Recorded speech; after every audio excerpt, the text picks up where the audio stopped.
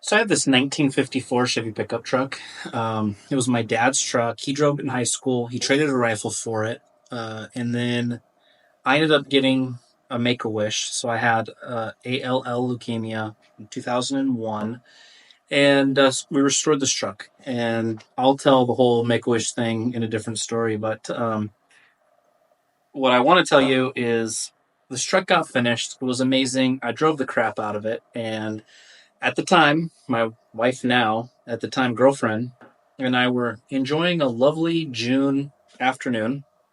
We're at the lake, Foy's Lake in Kalispell, Montana, and we were having a little picnic, little lakeside fun, and blue sky, beautiful day, and there was one lone rain cloud in the sky, and I watched this thing, and I had this weird feeling because you never know. Montana, the weather in Montana is all four seasons can happen at any given day at any given part of the year, right?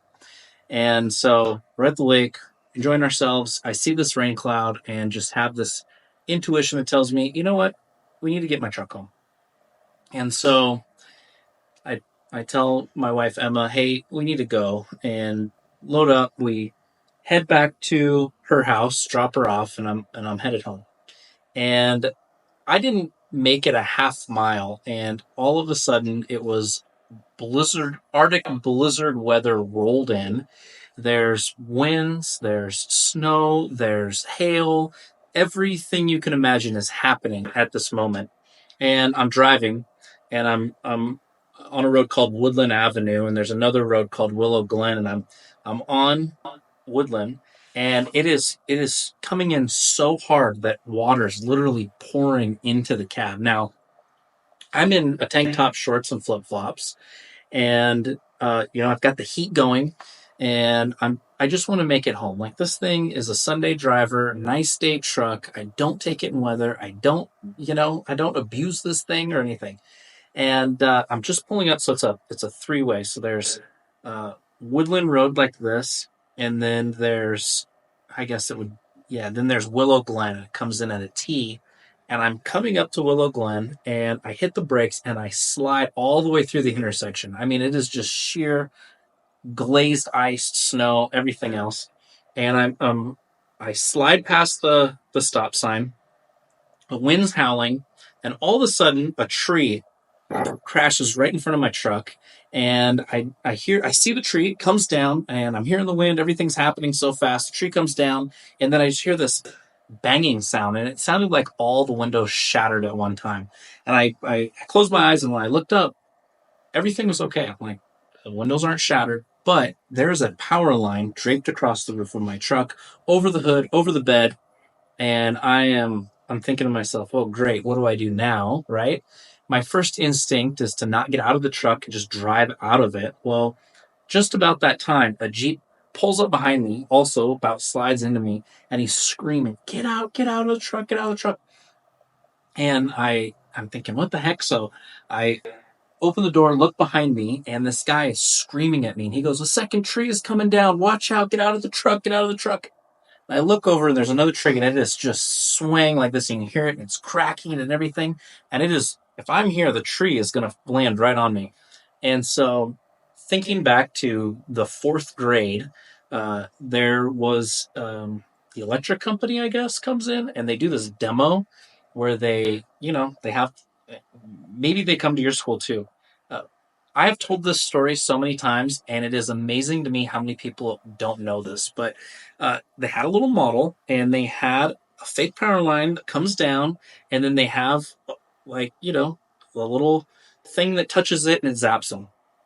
And they had told us in the fourth grade, if an electrical line falls on your vehicle and you have to get out, hop like a bunny out of the cab and hop, hop, hop away.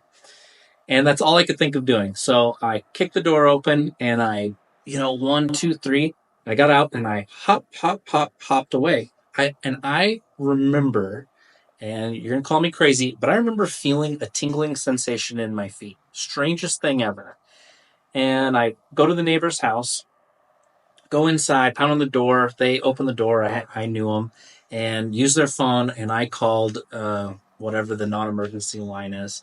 And I said, hey, there is a power line on my truck. I am at, you know, Woodland or Conrad Avenue, wherever I was. And they said, hey, there are down power lines everywhere. We can't send anyone else out to help you. It could be a while. You're going to have to wait. So I'm waiting and waiting and waiting and waiting. Finally, the volunteer fire department shows up. And they said, hey, it's going to be hours. I said, okay, give them my phone number, and I go home for the evening, go and have dinner. Get a phone call 8 hours later. And they said, hey, we're about to shut the power off and come get your truck. So I go back out there. The truck is still idling, still running, just hanging out. It had ran for 8 hours.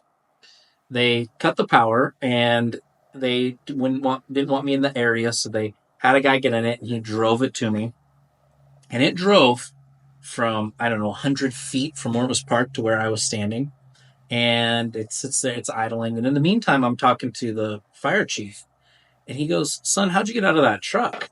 And I said, I hopped. I hopped away. That's that's what you guys told me to do in the fourth grade. Turns out that fire chief was the guy that did the lesson in the fourth grade. And he, became a little bit emotional and told me that they do that specifically for this reason and, potentially saved a life. He said that was a high voltage power line on the ground. You jumped through potentially a puddle. I think a combination of you hopping away and the fact you were wearing flip flops saved your life. And I'm thinking, whoa, crazy. Okay. So they bring the truck over, and remember, it just got done blizzarding. And validate me if I'm right or tell me I'm wrong, but the metal of the truck was hot to the touch. The entire truck was hot. Now I'm assuming it was voltage going through the truck into the ground or something. I don't know, but it was hot to the touch. And I no more than got in, put it in gear, and the truck died. The battery is located in a tray on the passenger side, had melted through. And so half the battery sitting there, the plastic's melted. I mean, it's not leaking or anything, but it's melted. The entire wiring harness is about burnt to a crisp. And I'm out of gas. And I thought, well, I know it runs. Their gas station is a mile away, less than a half mile away. I'll push it to the gas station, and then luckily it was downhill. I'll push it to the gas station, and then we'll fill it with gas and see if we can't get it running again. So my girlfriend at the time, God bless her heart, she pushed the truck, her and I together, and a cop even stopped, and he wouldn't get out and help us push. We pushed it to the gas station, and I filled it up, and then I couldn't get it to turn over. The battery was just fried. So she had a little 85 Toyota pickup at the time. So I took the battery out of her truck, put it in my truck, and then used her battery to start my truck. And then threw my battery in the bed of her truck, put her battery back in, and just wrapped a towel around my positive and negative cables, and drove it home. I no more as pull into the garage, truck dies, will not start, won't do anything. There's an 80 amp fuse under the hood. It had melted. The spades where that goes into had melted. So obviously it was too high amperage of a fuse, but it melted everything. And it was a painless wiring kit. So luckily it was pretty easy to put a new kit in and get the truck back on the road. But like I say, this truck cost me, I would say, $100 every time I take it out. Something breaks, costs me $100. I just know I have to have $100 bill in my wallet to take this truck out, and this was one of those times. So hope you enjoyed. Like, share, and follow this channel, and I'll be back with you guys soon.